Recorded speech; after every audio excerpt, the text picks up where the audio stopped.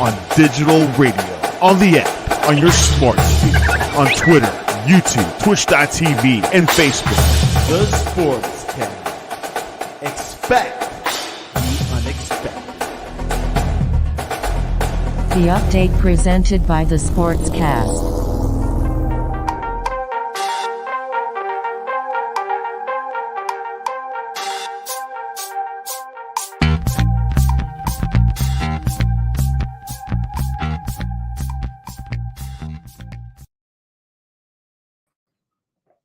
th 2024. If you haven't yet, please subscribe on all our channels: YouTube, Twitch, X, and Apple Podcast.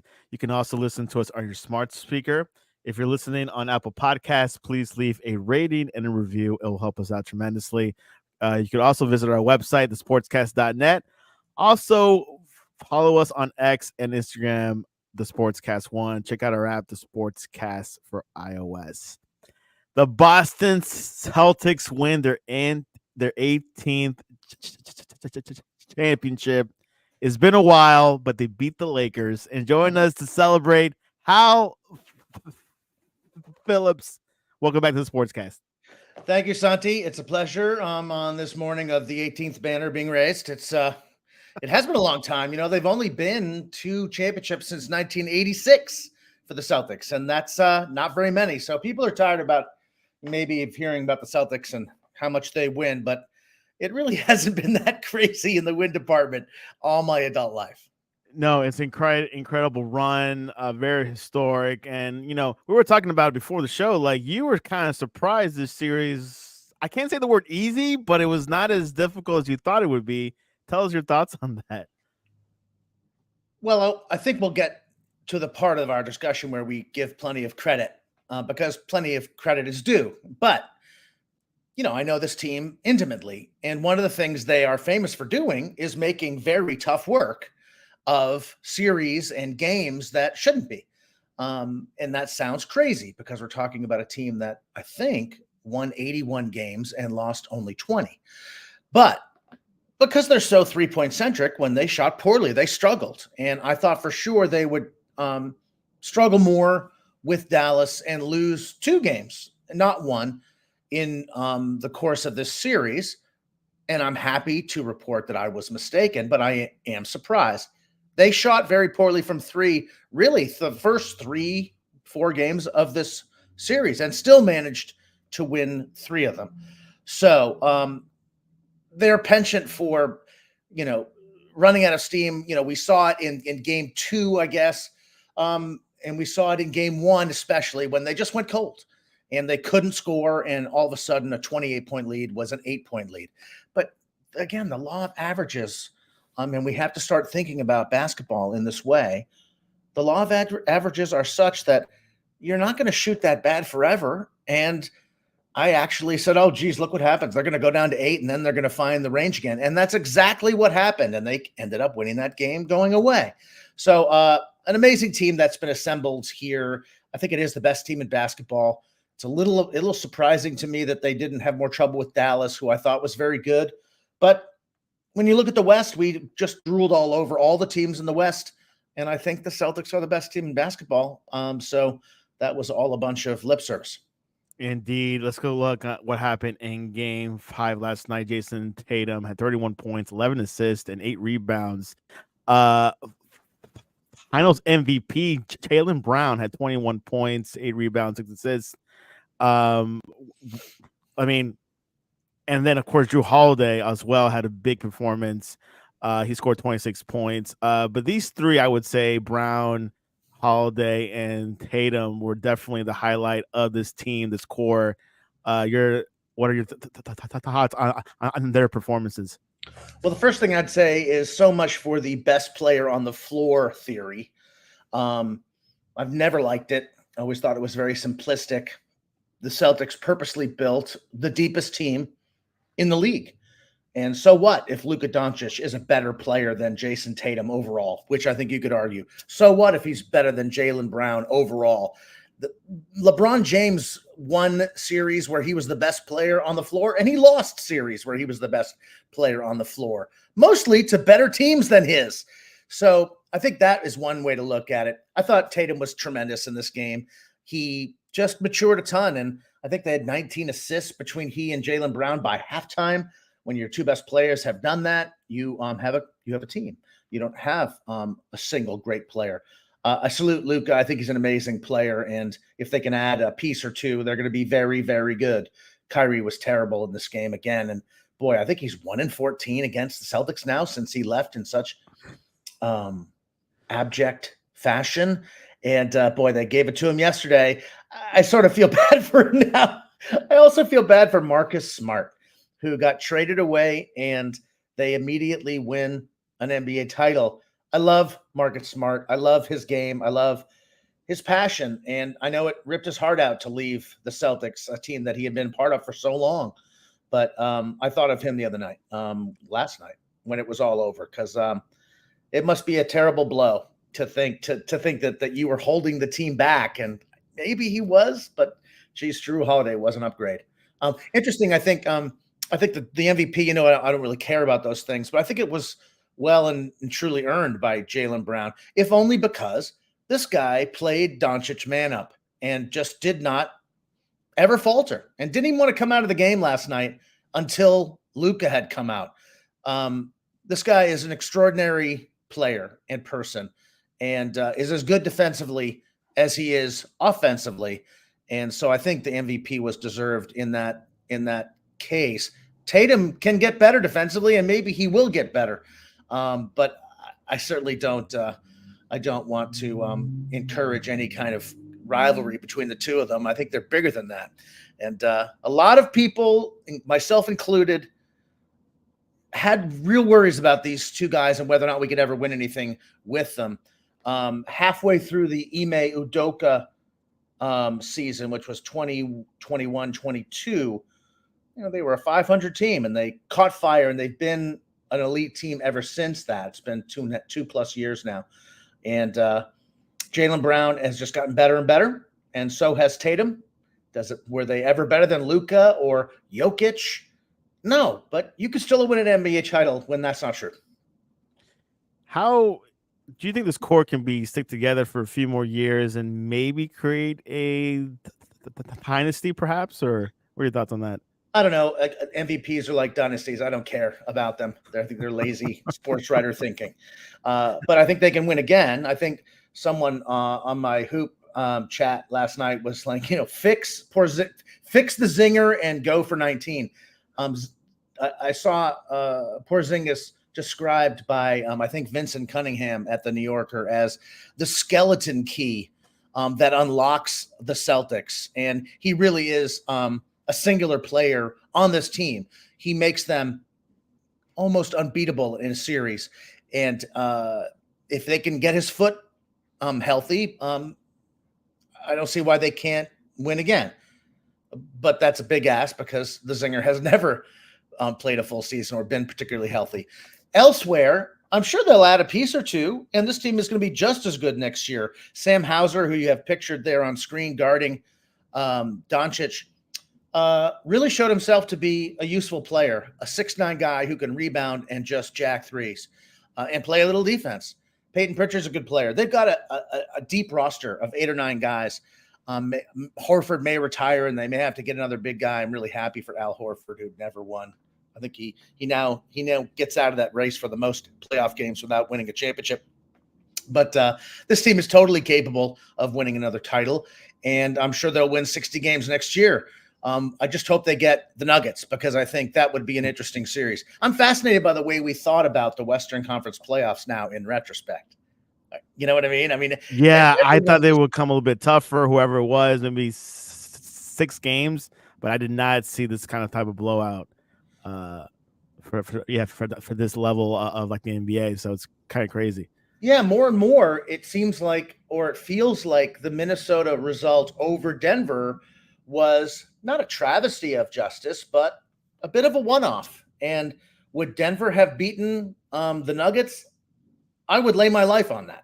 They would have beaten the Nuggets in a series. And that means we would have had the Nuggets and the Celtics, and I think that would have been an outstanding series. I still believe the Nuggets and the Celtics are the best teams in this league. And somehow Minnesota beat them, and a bunch of pundits were talking about Minnesota being a generational defensive team. They couldn't even beat the Mavericks in a series, and here we are. But it's just fascinating to look back on it and and think about how the emotions and the thought processes ebb and flow during a postseason. Was that the best series of the whole playoffs, Oh, yeah. Minnesota and the Nuggets? Yes, I believe I so. would say so. And it was great. I mean, it was great theater, and I love the Minnesota team. They really came of age, and I think they're going to be a very good team, even if whoever ends up owning that team is going to have to pay through the nose to keep it together. Denver doesn't have that problem. They've already laid out that cash, and I believe they're going to come back very, very motivated to kick some ass next year. But that was the best series, I thought. And the West continues to be loaded with very good teams. The 4 teams that made the conference semifinals, excellent teams. All of them could win a championship. But the idea that just because there's more quality uniformly in the West still doesn't get around the fact that the Celtics had the best team this year. They had the best roster. They had the best season-long performance. And come the playoffs, they went 16-3. It's hard to be better than that. What if there was a stronger Miami Heat next year? I don't think that's happening. I mean, every single player on that team that matters, except for Bam, is getting older. Jimmy Buckets, I think, is such a big part of that team. Look, they'll come back and they'll be stronger. And I think we can say that about the Knicks, and I think we can say that about Milwaukee, who really struggled this year with injuries. I'm not sure Philly is ever going to get itself together.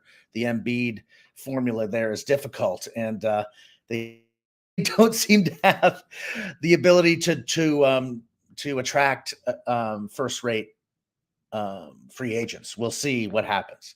But one more thing I wanted to say was,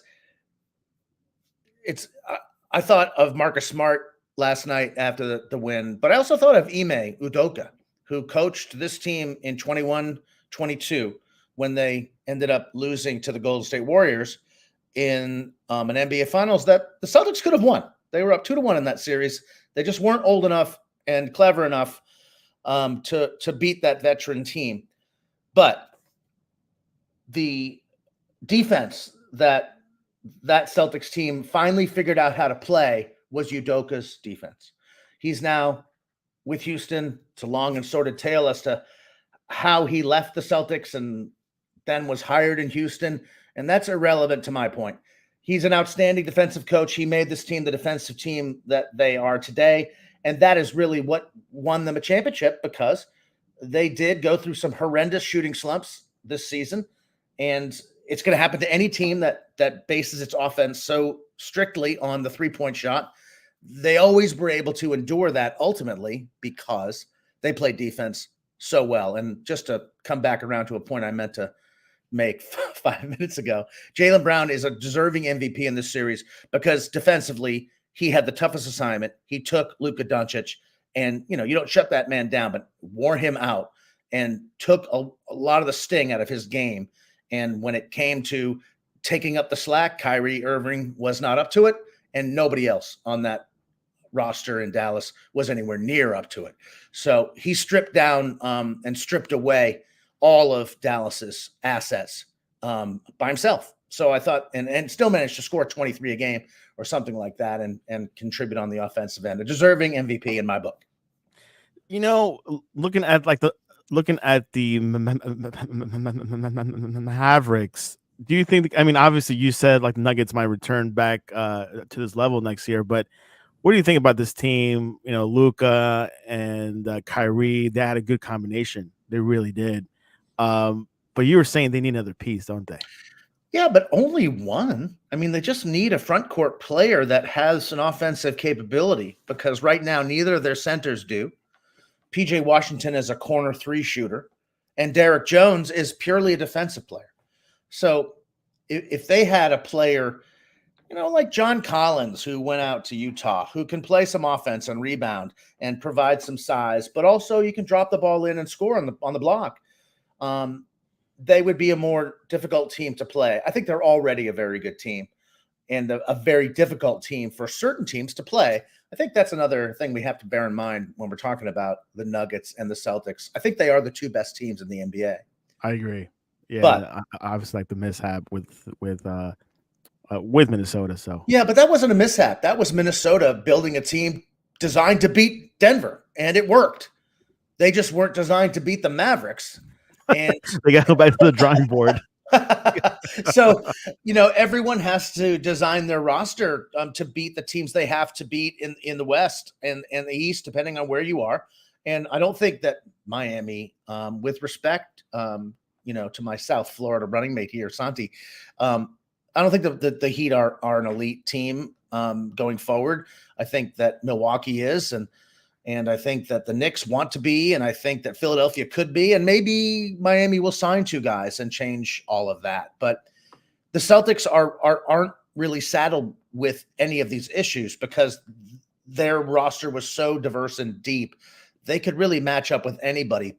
I thought that Dallas had just a terrible time matching up with the Celtics. Yeah. Yeah, exactly. Quite something. And I want to give credit to Kyrie. He had a good goodbye leaving the game, giving hugs to most of the players from these Celtics. I thought that was a good, good way to say, hey guys, I'm, whatever happened in Boston, I'm sorry, but thanks, congratulations on winning this championship. In his defense, I think that very few Celtics themselves hold any animosity towards Kyrie. That is all BS fan response, to I'm dedicating my life. I want to be a Celtic for life. And then he goes off on free agency. I mean, that's never happened. Of course, it happens everywhere now. Who cares? I'm sure the players don't mind much. Hey, one more shout out too. The meanest thing that anyone ever said about Joe Mazzulla was they called him second row Joe. Did you ever hear that? I never heard that. Oh, so in Boston, that's what they called him because no one knew who he was when Udoka got fired, and Joe Mazzulla was named the replacement. And we're like, who's this guy? He's one of those 5 assistant coaches in the second row. They've got 8, 9, 10 coaches now on every NBA team. So in a dismissive way, he was known as second row Joe, and it was mean. And but it was a little dicey there for a while. He didn't seem to like to call timeouts and just very live and let live coaching style. But anybody who called him that has to stop now because he is an NBA title winning coach, and congratulations to him. Yeah, and I heard a story that a general manager or president of the Celtics, Danny Ainge, actually recruited him to join the team as an assistant, as a head coach. And then look how he rose. He's only 35, Al. The youngest NBA title winning coach since Bill Russell, who was a player coach. Wow. So yeah, very young. Look, he's a smart guy, and he's definitely committed to a certain style of play, and that's why he was on this roster, on this staff. I mean, Udoka brought him in, and look, Udoka wanted them shooting threes as well. That's the way this team was constructed. But Udoka was a defensive coach. That's what he brought to this team, and the style of play offensively didn't change that much. And the style of play didn't change defensively or offensively that much when Udoka left. But Mazzulla did a great job. He pulled all the right strings in the playoffs this year after not pulling them so well last year. But we all learn. We all live and learn. Another shout out to Brad Stevens. What an incredible roster this guy built. Correct. Brad Stevens was an incredible coach for the Celtics when this team was young. And before this team showed up, he had a ragtag group all through the teens, the 2010s. They just weren't that good. But I saw those games, and he turned middling players into good players. He turned good players into great players. Does that mean that any of them, contributed to a championship? No, but I mean, he took a terrible team to the Eastern Conference Finals. I think it was in 2018. Avery Bradley and remember Isaiah Thomas. I mean, Isaiah Thomas. I thought he was going to be the future of that team. Anybody who thought that Isaiah Thomas is your future you got problems. I mean, I loved Isaiah Thomas, but he was an anomalous player, a one of a kind sort of talent who can only do so much for you. He's great sixth man, come in, instant offense, what have you. But look, I thought Brad Stevens showed that he could get the best out of middling players and improved players, which is no small matter. And when he became the coach, when they brought in Udoka and moved Brad Stevens upstairs, none of us knew that he had this ability to be Trader Danny Ainge part 2. but this team is homegrown. Obviously, their two biggest stars are draft picks, but bringing Horford back, snagging Porzingis, and signing Drew Holiday, A+. A+. Alex Cork, he's on the Jersey Boys Sports Talk on Thursday. Sometimes he says Brad Stevens is the executive of the year. Hal nods his heads. Absolutely. I don't know how you could argue against him. Very good. Very, came from college, went to Boston and just rechanged it. That is a championship institution up there. So we'll see what happens in the future. We'll see if they win it again. I think they will. I think they'll definitely represent the East again next year. Yeah. I think that Philadelphia and Milwaukee, when they're healthy, are tough, and you never know. The one thing this team doesn't have is a big banger to deal with Embiid, and he was hurt. I love Embiid's game, and I feel bad that he keeps getting hurt because I think he's been cheated a little bit. But just to be sure, I mean, the world is really tired of. I should say the United States is really tired of Boston sports teams winning things. We've won a ton in the 21st century, and I recognize that. But for the Celtics to have won 2 championships since 1986, that's not a lot. And, all my growing up, I grew up in Boston. We won 2 championships in the 70s. We won 3 in the 80s. That's what we were used to. So it feels like a drought to us, and we couldn't be happier to be ahead of the Lakers again with 18 banners. Exactly. Congratulations once again. And it was a shift towards the Euros. We're running out of time here because we're so excited about the NBA. But the Euro started on Friday. Germany beat Scotland 5-1. Significant score there. Another score that I really want to point out: Spain beating Croatia 3-0. And Romania yesterday beat Ukraine 3-0, which was a huge surprise for a lot of people. England beat Serbia just 1-0, but I heard Serbia is really good, so nothing to worry about. And then yesterday, France beating Austria 1-0. But your thoughts on the Euros so far, Hal? Well, I love the Euros. It's arguably the best tournament in the world because there's just no bunnies in this group. Every team in every group is good. Whereas in a World Cup, you're going to get a team from CONCACAF or from Africa that's just okay. So it's really wonderful that every game matters. I mean, Austria, France yesterday. Austria is good. And anybody who watched that game understands that now. And that is carried forward in that group in a meaningful way. I just love to let a tournament like this wash over you. You watch what you can. You check out your key plays on YouTube TV, and because you don't have time to watch every game.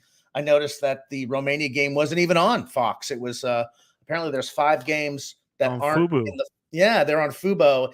And is it Fubo or Fubo? Fubo, I don't know. Depends who you ask. Anyway, some people are pissed that they don't get those games. I'll live without Romania, Ukraine, or Switzerland. It was Switzerland, Hungary, 3-1 Switzerland. We'll all survive. But England didn't look great. But one of the things we learned at the World Cup, or should remember, because it happens in most every tournament, is the team that wins the tournament is the one that gets better as the tournament goes along.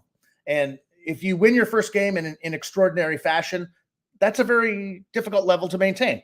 Argentina lost their opening game against the Saudis in Qatar, and they got a little better every time, every round, every game. And by the time they played the final, they were a winning unit. So the fact that France and England started poorly is not the end of the world. It's a time for teams to come out and stake a claim. And what better way to do it than to put in a good showing against England? I mean, I don't think Spain is going to play that well again in this tournament. They're going to play Italy on Thursday, and I will bet you dollars to donuts that the Italians win that game, because that is the way these tournaments work. Great matchup. I like the Czech Republic and Portugal later today as well. In fact, it might be on now, and I've missed it. It's at 3 p.m. Eastern. Oh, good. Right now it's Turkey and Georgia. So what's the score? It's 1-1. Oh, okay. Don't tell me anymore. I will tell you. The weather looks nice, by the way, because it's. But what a summer! We've alluded to it, and now we've got. It's finally here. We've got the Euros underway. Copa America starts Thursday. The states play their opener on Sunday, and what a 6 weeks this is going to be. It's going to be crazy. How now? Tell me, from what you saw so far, who do you think will win the Euros? I guess I was sort of surprised that France had only won twice. They won in '84 with Platini, and they won in 2000 with Zidane, and they should have won in 2016. They had the best team, and they were playing at home, and they lost to Portugal in that amazing final. So I would go with France because I guess that this team is very good. They're a generational team, and they've really only won one trophy. And 2018 in Russia, the World Cup. I think they're a good enough unit and talented and deep enough to win two major trophies, and maybe this will be the second one. So I guess they're my pick. But as always, I just want to see the good football, and I want to see excellent quarterfinals because that's where the meat of the matter is sorted out. There's a caveat. France yesterday, Mbappe injured his nose. I've not heard broken nose, but I heard injured his nose. He was bleeding by a lot. He might not play against Holland this Friday. Will that be an issue? Because I know France has a lot of stars. Don't get me wrong; like they could win without Mbappe, but how big is that if he doesn't? France has a ton of players they can plug in there, and he'll get a mask on and probably play. Maybe not against the Netherlands, but against someone in their third group game. I'm not hearing anything dire about that. It's a broken nose. It is what it is. Yeah. Exactly. So there you have it. Euros 2024. As Hal said, want to allude to it. This is probably the next, the best international tournament after the World Cup. It's a lot. It's really heavy. A lot of good teams. A lot of these players playing in Europe. So looking forward to what's going to happen. It's going to be a slugfest. Copa America begins this weekend. Of course, the U.S. men's had a great performance against Brazil. What do you expect to see when they play against Bolivia this weekend? Well, I hope they deliver a good performance. They saved their ass. They saved their coach's ass with that result against Brazil. And I guess that's a little dramatic, but the game against Colombia was so poor, or I should say the result was so poor. I thought the performance was okay for about 60 minutes, but we'll see. They should take care of Bolivia, although Bolivia has a new coach and they are unbeaten under him. So they've been the sort of the doormat of CONMEBOL for the last couple of years, but they should be okay. Panama, we know, is a capable side, and then they play Uruguay. It's nothing different. I think that the game against Uruguay will not only determine, where we go in the second stage, because I do expect them to advance, but I think it'll also determine Greg Berhalter's fate. There is plenty of time to change coaches between now and the World Cup 2 years from now, and no qualifiers. No qualifiers. So how else do we judge him? This is a chance to play teams outside of CONCACAF. Greg Berhalter has done everything he needed to do within CONCACAF. He keeps beating Mexico. He keeps qualifying his team for major tournaments. But ultimately, we want to beat teams from Europe. We want to beat teams from South America. And he hasn't done it. So I've defended him. I think that he has a chance to show everybody that he is the coach he thinks he is, and that his own players think that he is. They like the guy. They play for him. So it's really another fan situation, not a player situation. But everyone, I think, agrees that he has to get this team to the semis in order to keep his job. And if they don't beat Uruguay, they're going to end up playing Colombia, Argentina, or Brazil in a quarterfinal. And that's going to be a big ask. They've got to win the group to avoid those teams and make the semis. Exactly. All three matches are must wins. Even though we have 6 points coming into Uruguay, we got to beat Uruguay. I'm sorry. Right. And, again, we sort of assume the shorthand when you're talking about these groups is, Uruguay wins, the U.S. wins, and they play each other for all the marbles at the end. It never happens that way. Uruguay could screw up and, draw with Bolivia, or Panama could steal a game from them. This stuff can happen. Teams are not infallible. People get hurt. And as we've already seen in the Euros, good teams don't always win. Who saw Belgium losing to Slovakia? I did not see that coming. Exactly. Stacked, by the way. You have to hold. Sorry, what? That team is stacked. They are stacked. They remain stacked. What they don't have that they used to have was a defense. They used to have Vertonghen and Alderweireld in front of Courtois. None of those guys are there. So, but they didn't lose to Slovakia because they gave up a bunch of goals. They didn't score a bunch of chances that they had created. But But anyway, Uruguay is very, very good. We've seen it. And I hope we have a chance to play them for all the marbles. But it could be a situation where both teams come in having won and tied. Or it could be a situation where Uruguay has tied a match and the U.S. has 2 wins. And then the U.S. has to be smart. Then you have to play that game for a tie. And is this team technically capable enough to do that? Is Berhalter strategically capable of getting his team, prepared to do that against a good side? All these things are revealed in tournament play in a way they aren't in friendlies, and I can't wait. Can't wait. Starts this weekend, Copa America, USA versus Bolivia. Definitely watch it. Predictions, who you have between Portugal and Czech Republic? I really think Portugal's really good, and if you're asking me for a dark horse in the Euros, I would pick Portugal. So I guess I'm going to pick Portugal, but anything can happen and they could lose that game and still go through, but they're so deep. They're so deep. And prediction for USA Bolivia. I'm going to take the USA 3-1.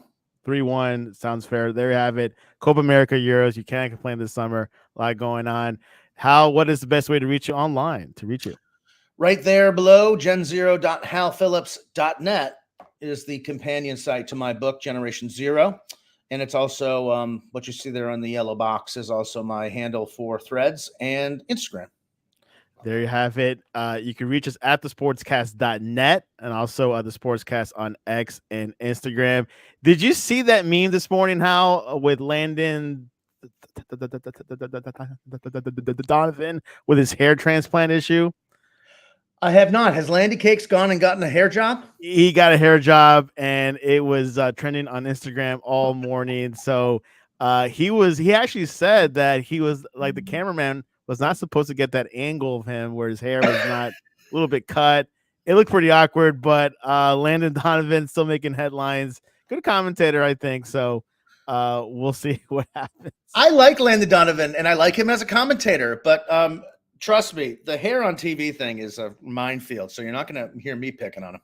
Yeah, and definitely try not to do it before the Euros. Try to do it a couple of months after or before, because things could get a little crazy, which I think I could pull it up right now. Oh, you're good, Santi. You're working in the moment. I'm working in the moment. I got it up. Oh, there you go. Oh. Yeah. That was pretty bad. Look at the angle. Oh, my gosh. Anyways. I don't know. Donovan. My brother just shaved his head, and I feel like I'm just sort of biding my time until I do the same thing. And Landon's young, he's fit. He should probably go that direction, but maybe the TV people want him to do it. Who knows? Who knows? Maybe there's not a Donovan probably a hater out there, but we'll see. Anyways, but look at that nice hair that Ian Dark has. Isn't it distinguished? That's what I'm going for. That is. I can see a fan having that haircut this weekend for the USA Bolivia match in the fan space. Anyways, so much fun. Hal, congratulations, and I appreciate you coming on to the Sportscast. Always my pleasure, Santi. Talk to you soon. This was your update.